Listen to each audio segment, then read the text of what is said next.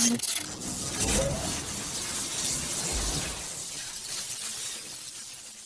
everybody, welcome back to the channel and welcome to Possibilities Are Endless with your Ultra. I'm going to paint my first portrait sort of picture with this today, and we're using two colours. We've got a few cotton buds. I'm just going to use a bottle of water for cleaning through. That's all you need with this airbrush because it's nice and simple to use.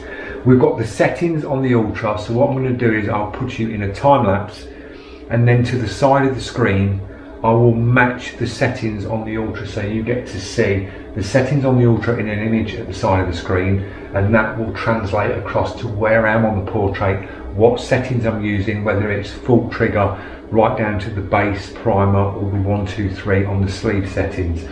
I'm going to be running 20 psi and dialing it down to around 10 psi on the Mac valve, and the reason why I say possibilities are endless is this is a 0.45mm needle and nozzle, and this portrait on pieces on this are really detailed, so you wouldn't think this brush could get down on details. There's been a lot of questions asked, is it good for detail? I'll show you what this brush can achieve. If you get your paint mix correctly done and you get your air pressure set right, this brush is phenomenal. So enjoy the video guys, and I'll speak to you at the end when the portrait is complete.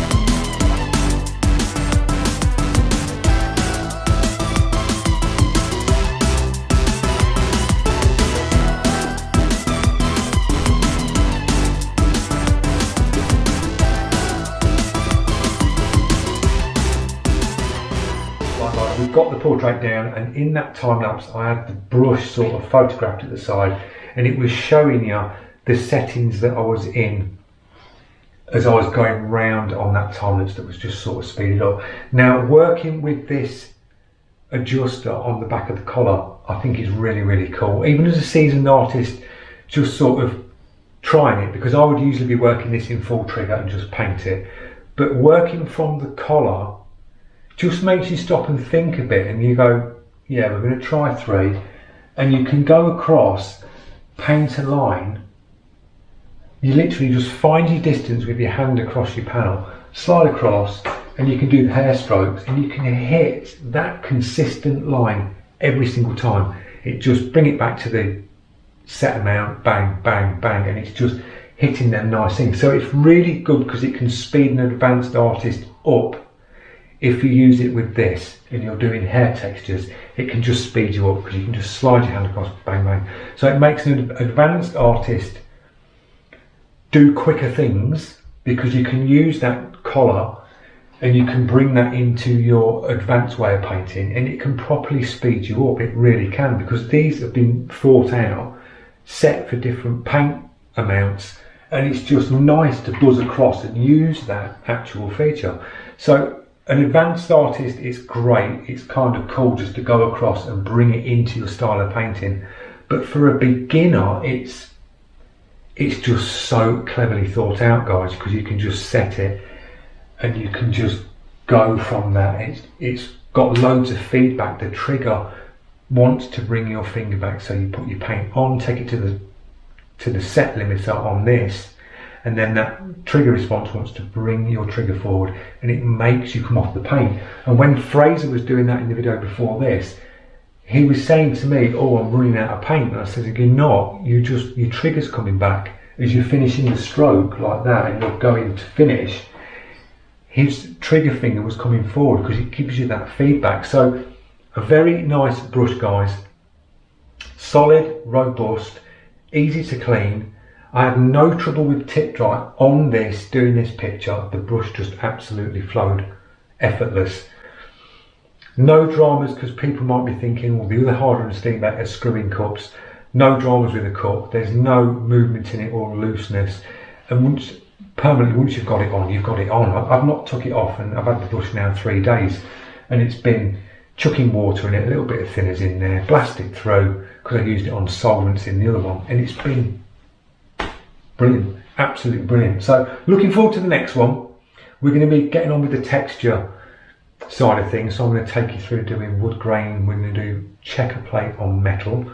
We'll be doing some candy flames, so we'll do some candy flames using the set distances on this, and I'm also going to start bringing a couple of 3D prints as well. I'm going to do some painting this, some models with this, because I think this will be amazing to do 3D prints with, because you can back off, set your distances for base and things like that, and you can just sit there all day long with this brush and paint a model with it, and it'll be absolutely fine, and it will really cope. If you're a seasoned artist going into the model side of things, this thing will get seriously down, dropping air pressure and going right up and getting some of them real tight highlights. So it's a great all-round brush for everybody. Automotive ticks the box. I'd say photorealism, if you dial it in, you'll hit it and it will work. It atomizes really, really well. So it covers all the aspects, guys. It really does. It is a cracking brush. So I'll see you in the next one. I've babbled on long enough. Brilliant brush, and I'll see you guys in the next one, which will be the effects, the different effects panels. Thanks for watching. Cheers, guys.